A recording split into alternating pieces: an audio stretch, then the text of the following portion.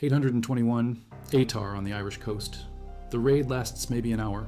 When the ships pull away from shore, the holds are packed with women, hands bound, dragged from their homes while smoke still rises behind them.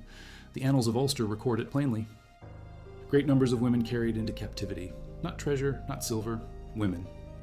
But we skip the engine that powered all of it. The trade that built Dublin and Hedeby and Birka into cities. The commodity more valuable than silver to a Norse trader standing on the docks. Also comment from which city you're hearing this from.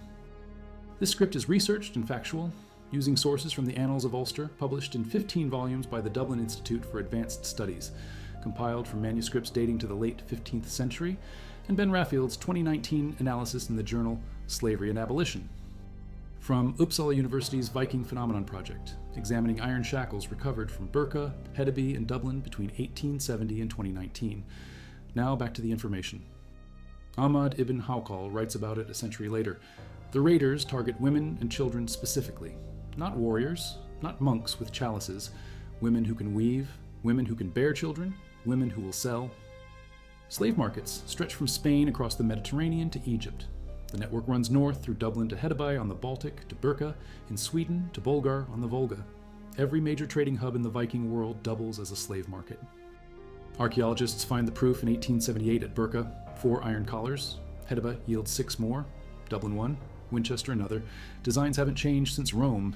Hinged collar, locking mechanism, fits around a human neck. That's the estimate for slaves in Viking Age Scandinavia.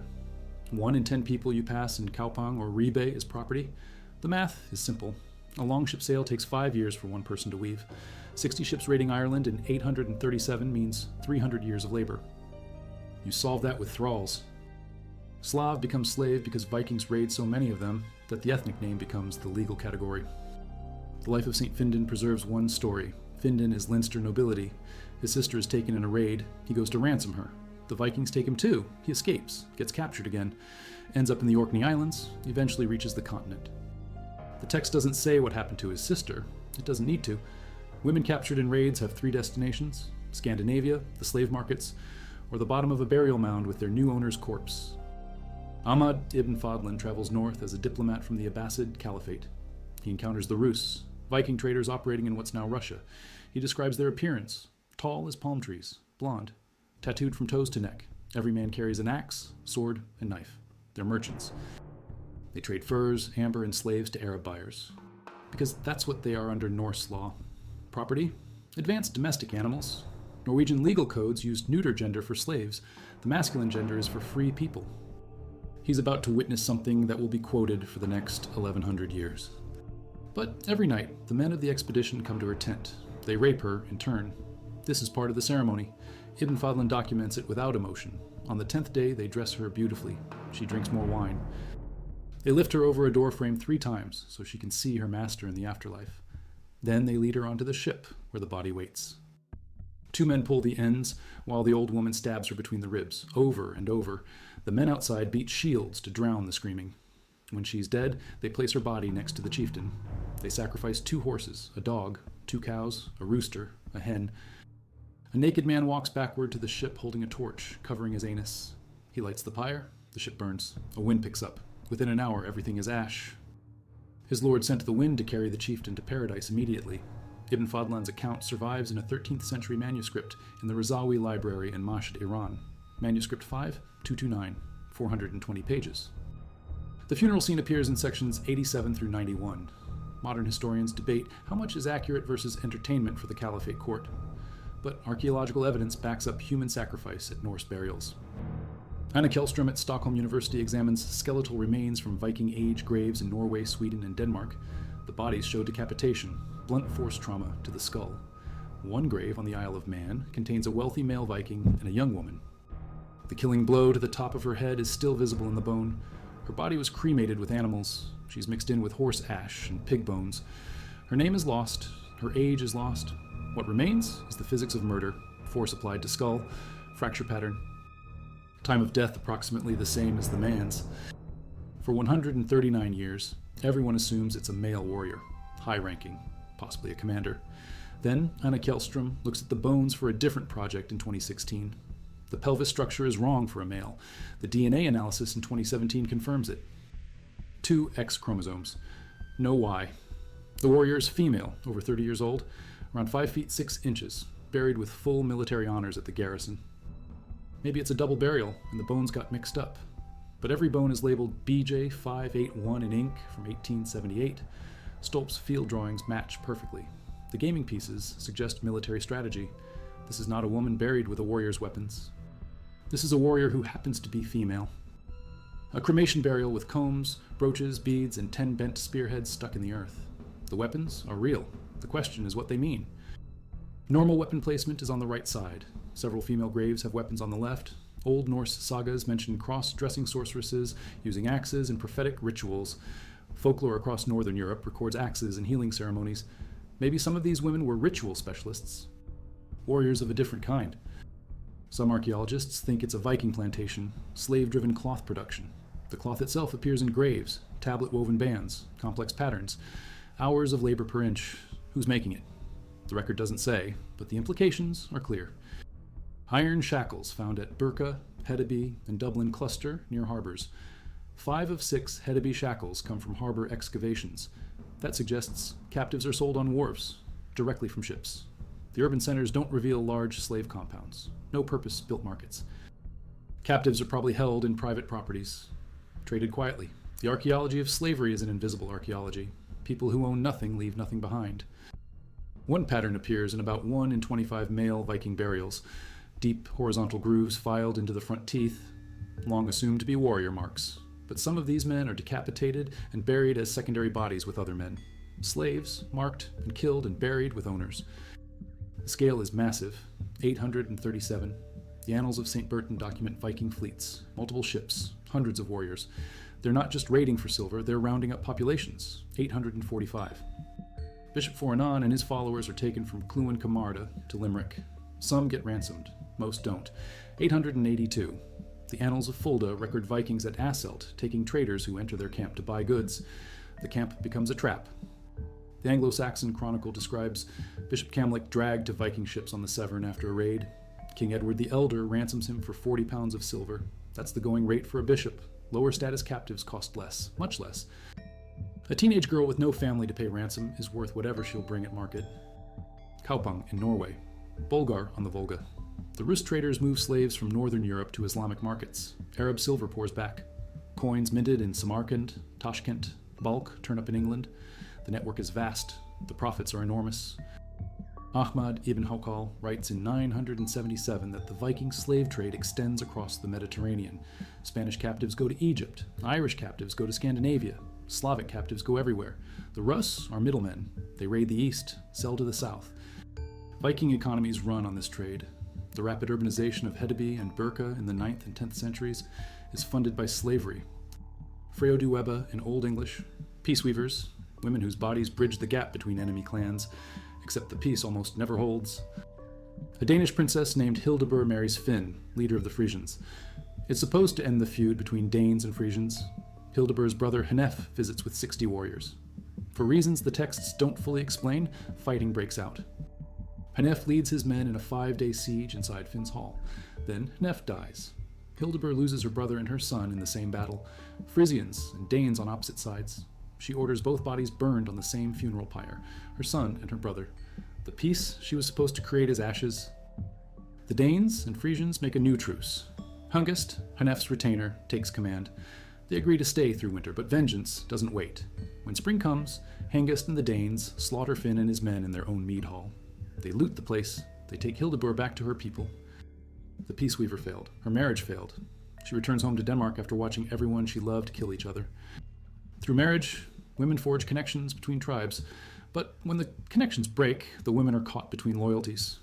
Hildebur owes blood loyalty to the Danes, her birth family. She owes marriage loyalty to the Frisians, her husband's people. When they go to war, she loses both. The Finnsburg episode is told at a feast in Heorot after Beowulf defeats Grendel. A Scot sings it as a tale often told. That means the story circulates widely in Anglo-Saxon England. Everyone knows it.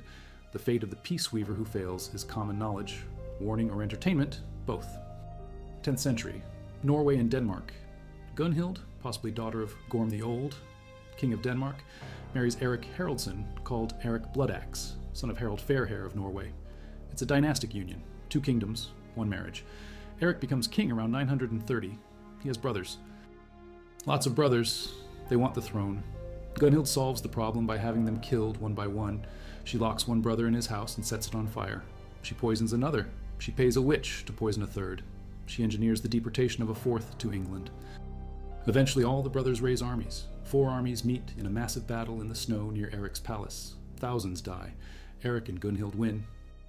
They call for help from Håkon, Harold Fairhair's youngest son, raised in England. Håkon returns, defeats Eric. Eric and Gunhild flee to the Orkney Islands, then to York in England. She's called a witch in Heimskringla, written by Snorri Sturluson around 1230. Earlier sources are kinder.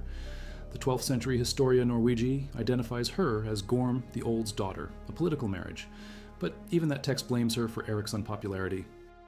After ruling for a year and pleasing no one on account of his wife's excessive arrogance, the text says Eric loses his throne.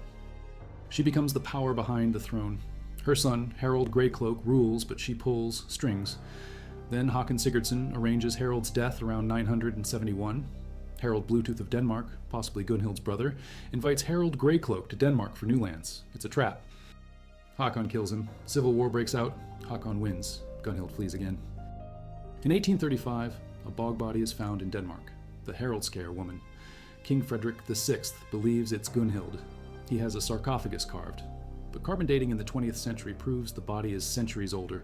It's not Gunhild. Her actual fate is unknown. Gunhild, mother of kings. That's her name in the sagas. A peace weaver who became a power player, who helped her husband kill his brothers, who outlived him and maneuvered for her sons, who ended up in exile or dead in a bog, depending on which story you believe. The marriage was supposed to unite Norway and Denmark. It gave Norway 2 decades of bloodshed instead. Ethelred is in his mid-30s with at least 6 sons from his first wife. The marriage has one purpose: stop the Vikings from using Norman ports to winter between raids on England.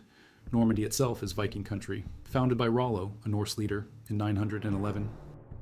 Vikings attacking England often base operations in Normandy. Ethelred thinks a Norman bride will change that. In 1013, Sweyn Forkbeard invades and takes the throne. Ethelred flees to Normandy. Emma and their 2 sons flee with him. Sweyn dies in 1014. Ethelred returns. He's still ineffective. The Danes keep winning. Ethelred dies in 1016. His oldest son from his first marriage, Edmund Ironside, becomes king. Edmund fights Cnut, Sweyn's son. They agree to split the kingdom. Edmund takes Wessex. Cnut takes the rest. Edmund dies 6 months later on November 30th, 1016. Cnut becomes king of all England. Emma faces a choice: flee to Normandy again or marry the Danish conqueror who just took everything from her first husband's family. She marries Snut, 1017. The Peace Weaver switches sides.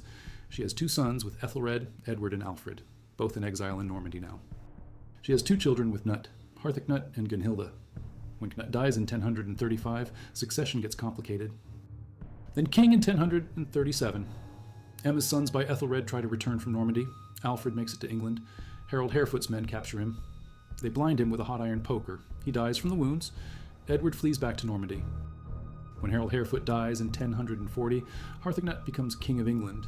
Emma returns. 1041. Edward comes back from Normandy. Harthacnut makes him co-ruler.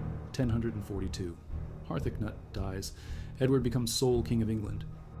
His mother Emma loses power. 1043. Edward rides to Winchester with 3 earls. He accuses Emma of treason, strips her wealth. She's sidelined for the rest of his reign. Peaceweaver between Normandy and England, then between England and Denmark. She navigates 30 years of warfare, 2 marriages, 4 sons, multiple exiles. She commissions a book about her life, the Encomium Emae Reginae. It's the earliest surviving account dedicated to a female political figure from England, but it rewrites history. Ethelred, her first husband, isn't mentioned. Cnut is portrayed as the rightful ruler all along. Emma's sons from her first marriage are erased from the story. She's trying to control her legacy. The alliance collapsed. The marriage made things worse. And they still end up destroyed by the very systems they're supposed to hold together. The Rustmen rape her for 10 days, then they strangle and stab her, then they burn her with horses and dogs, then they forget her. The chieftain's name might have been carved on a post. Hers wasn't. Young female killed with a blow to the skull. Cremated with animals, grave goods everywhere. Except none of them are hers. She's there to serve him in death. Her name is gone. Her voice is gone. What remains is a fractured skull and the ashes of someone else's funeral. Or the women at Atar in 821. The annals of Ulster give us numbers, a great number carried into captivity. Not names, not ages, not destinations, just the fact of it. Ships leaving, women in the holds, then silence. Slaves leave no trace except in negative space. The shackles at Hedeby and Birka and Dublin, the small houses at Sanda near the Great Hall, the skeletal remains with signs of abuse, the dental grooves, the decapitated bodies buried as human sacrifices, these are echoes, shadows. The people themselves are gone. Property doesn't get remembered. The Viking Phenomenon Project has been working since 2016, €6 million grant, specialists from across Europe. Their goal is to understand how much of Viking expansion was driven by the need for slaves. How much of the raiding, the settlement, the urbanization was about human trafficking. The Vendel period before the Viking Age, 550 to 790, sees a massive expansion in shipbuilding. Ships need sails, sails need wool, wool needs labor, enormous amounts of labor. One sail, 5 years for one person. A fleet of 60 ships, 300 person years. Where does that labor come from? Who's tending the flocks? The evidence points one direction. Slavery isn't a side effect of Viking culture, it's the engine. They're not captives in the legal sense, but they're still traded, still used as objects to cement deals between men, and when the deals break, they're caught in the middle. She can only watch them burn and then get dragged back to Denmark when the Danes win. The Beowulf poet doesn't call her tragic, he calls her a peace pledge, a thing that failed to function. She becomes the power behind multiple thrones, and she still ends up murdered or exiled, blamed for her husband's tyranny, remembered as a witch. She maintains wealth and influence into old age, and her own son still accuses her of treason and strips her property. The peace they weave unravels, the alliances collapse, the violence continues. The women who end up in graves with masters, they served in life and death, carrying heavy bundles of kindling, pleading materials for baskets, fixing fences, dunging fields, working with pigs, watching goats, digging peat. Their bodies are marked by labor, wrinkled skin burnt by the sun, scabbed nails, gnarled knuckles, dull eyes, bare feet covered with soil. That's how free Norsemen see thralls, as subhuman, as cattle, as things that work until they break. Norwegian legal codes use neuter gender, not he or she, it. The body is available for sexual exploitation. The owner can punish however he wants, beat, starve, kill, no legal recourse, no protection. If the thrall is a woman, it's worse. Ahmad ibn Fadlan writes that roost traders treat female slaves as sex slaves. If a slave dies, they leave him there as food for dogs and birds. That's a direct quote from his Risala.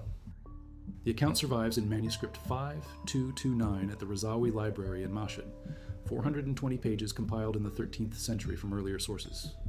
But what does volunteer mean when the alternative is living as property? When every day you're raped by traders who see you as livestock? When your value is measured in silver weight at market? When your legal status is neuter gender, advanced domestic animal? The text says she volunteers. The text also says that once she agrees, no backing out is possible. She's forced to go through with it. Then on the 10th day, they strangle and stab her while men beat shields to cover the screaming so other slave girls won't hear and try to escape death with their masters. Arab diplomat watching Rus traders on the Volga. He's not sympathetic to the girl. He's not horrified by the rape. He writes it down like he's describing a market transaction. Because to him and to the Rus, that's what it is, a transaction. Property disposal, ritual necessity. The peace weavers and the slave girls exist on opposite ends of the spectrum. One group has names, families, political value. The other group has nothing except the labor their bodies can provide. But both groups are traded. Both groups are used to serve male interests. Both groups have their value measured by what they can provide to the systems that own them. The woman on the Isle of Man gets killed with a blow to the skull and burned with her owner. Emma commissions a book about her life, and her son still strips her wealth. The women at Atar disappear into shipholds, and no one records their names. The Viking Age runs from 793, when Lindisfarne is raided, to 1066, when William of Normandy invades England, 273 years. In that time, Viking raiders take thousands of captives, probably tens of thousands. The exact number is unknowable. The sources record events, not populations. A great number of women carried into captivity. What's a great number? 50, 500, 5,000. The annals don't say. We know the economic dependence on slave labor. We know the iron shackles and collars cluster near harbors in every major Viking trading hub. We know skeletal remains show abuse and decapitation. We know that 1 in 4 people in Scandinavia might have been enslaved. We know that textile production and tar production and agricultural expansion all require massive labor inputs that forced labor provides. We still make TV shows about shield maidens and noble jarls and the glory of Valhalla. We skip the part where the economic model requires human trafficking on an industrial scale.